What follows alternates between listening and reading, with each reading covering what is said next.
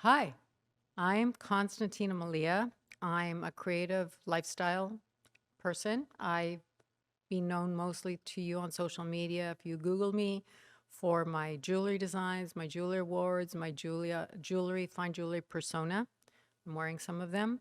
The web podcast is called Boldly Feminine. Here's the glamour shot. Here's the real me. And what I've done as a lifestyle creative is create a body of work that really encompasses so many different facets of creativity that all come together to me in a very logical package. I design furniture, interiors. I'm an author. I won a bunch of awards for my jewelry, worked with amazing companies and people with my jewelry, which are 18 karat fine gold, done fashion, home accessories. I'm going to be developing more of the fashion. I'm a gourmet chef and I speak 4 languages, and with the fifth being the language of symbolism, which is embedded in my work but isn't something we can speak.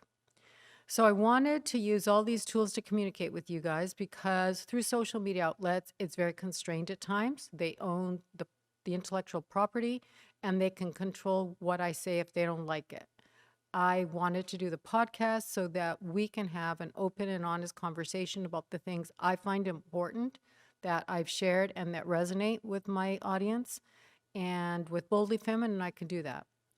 So the way it's going to run is one day of the month, sorry, I will be introducing myself to you this way with something I find really relevant in the news or that's happening socially. My network is really, really global because I've traveled so much.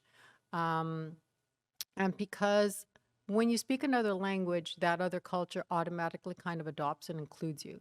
So I always tend to have a very sort of wide perspective rather than a narrow perspective on what's happening. This is what I want to talk about. So it could be Roe versus Wade. It could be something that's happening environmentally. It could be something that's happening in South Africa. It'll be diverse. That I guarantee you. One day of the month, I'm going to have a guest with me. I've met an incredible people in the 16 years that I've been doing Malia Collection. I've traveled a lot with my company, with my brand. And I think what happens when you're a high creative is it just kind of opens doors for you to meet a lot of like-minded people. You're going to have a lot of fun with those personalities. I introduce them to you. Another day of the month, we are going to have a Native American co-host with me. His name's Bowden. I will introduce him properly when we have him on air. He is from Arizona. He's queer and he is part Hopi, part Navajo. Um, I want to introduce a Native American co-host because I think one of the things most urgent for us to discuss and incorporate in these conversations is we're running out of time to save this small planet we live on. I I resist the fact that we're talking about so many other things when literally like we're almost at the edge of the cliff. So I think that indigenous people comprise 5% of the planet and are accountable for 80%, protecting 80% of the biodiversity. I think that gives any of them a lot of entitlement to be at the table, and they haven't been.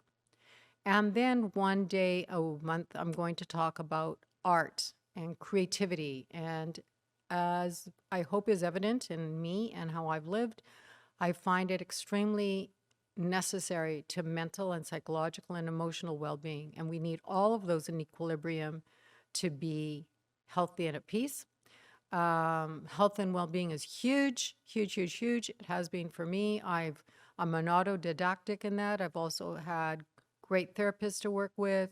I think that we're also dealing with a tsunami effect of narcissism right now because every generation that hasn't dealt with it, which has been all of them until us, it just creates a larger tidal wave in the overflow because every narcissistic parent will have pretty much usually have a narcissistic child, and that child will have another consequence. So is really epidemic. Social media has made it more so. Our lifestyles have made it more so. Our environments have made it more so. I think the information we can share about mental health and wellness and our physical health and wellness, again, is kind of like ground zero.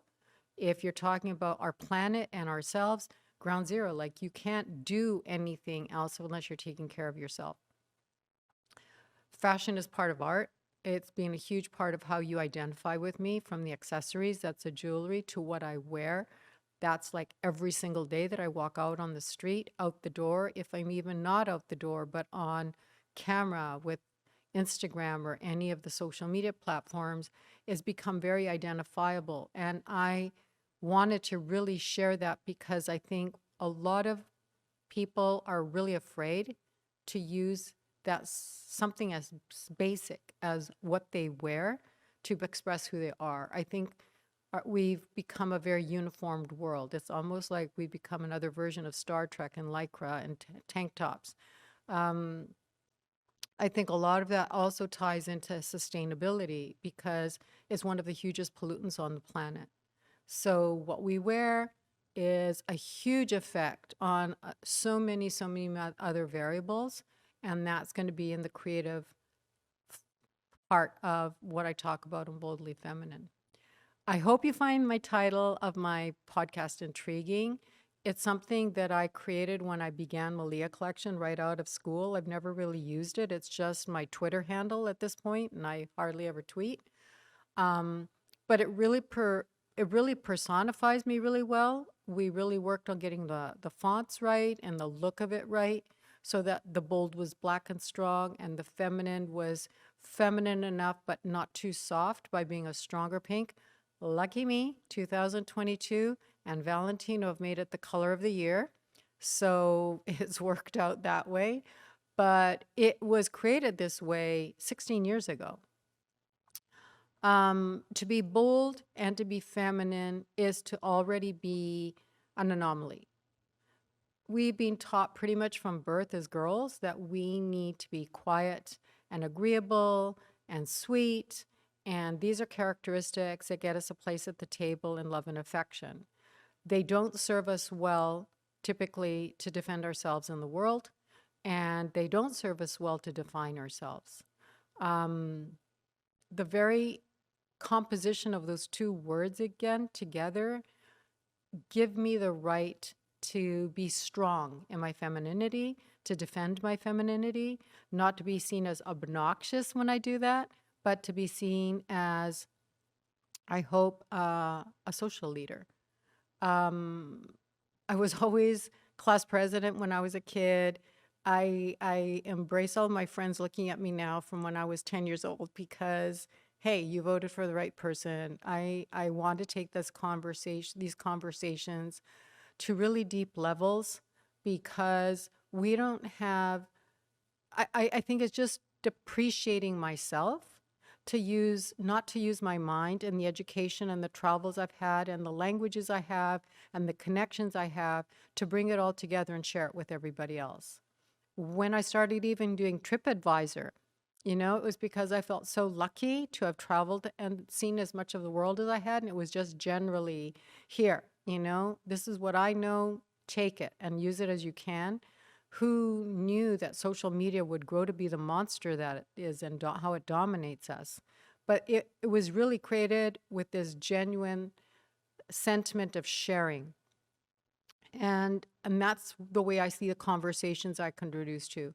If I've had the fortune to connect and meet with so many really interesting people, I'm sure you're going to find them equally interesting and invaluable to your self-knowledge and understanding as I have.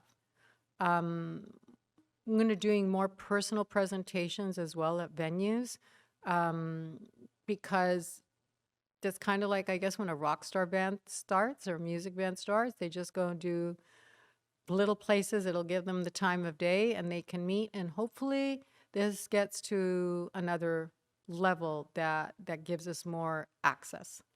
Um, I'm segueing away a little bit from the tangible things I've created because they can't reach enough people. We are really challenged to make very many pieces of the jewelry. The artisans just take a lot of time to make each piece, and that's really accessible to few people. But on the other side of that, I'm really, really proud to be creating a body of work that's gained so much recognition in my field and that has something to leave for posterity. That's something that's going to live me, that's pure. If we were created from a black hole or an asteroid of some kind, it is literally stardust that I make these things from. And that is as basic as you can get. We're molding those into something tangible I can wear or you can wear, but there's no contaminants. It is just two elements in everything. When we talk about where we're living, I think that was part of being born in British Columbia. When you have these huge mountains and one of the biggest forests on the ecosystem of the planet next to the Amazon, you're very aware how small you are. And in spite of that, you kind of get busy and run around your life every day, and you're a kid and you're playing and you're growing up. But it's always in the back of your mind because you see it all the time. So it's a gift, I think, that a lot of societies haven't had the benefit of growing up with or being formed by, and culture is geography. And I think that's something that I also inhabit is that I didn't have one geography. I had a multitude of geographies because of my parents, because of my travel, because of where I was born. And that makes me super unique. Maybe me and diplomats, children of diplomats have had that. So um, it really makes this an inclusive conversation. And in spite of the fact that I'm white and on the privileged side of the scale, I have made friends from a diversity, not just a diversity of cultures, but from castes, ethnicities, religions, anywhere I go, because they can see I'm just looking at what they're made of on the inside and not all the rest of it that comes with it that other people usually judge. I hope you see that in these conversations too. I hope that this is something that is what draws you to my podcast, because at the end of the day, every tool I've used so far is just to communicate. And this is just giving me one more avenue with which to reach out and say, hey, listen, we're all in this together. And we've got to have some teamwork here or we're not going to last very long. So I just wanted to let you know the easiest way to find me will be on Wednesdays.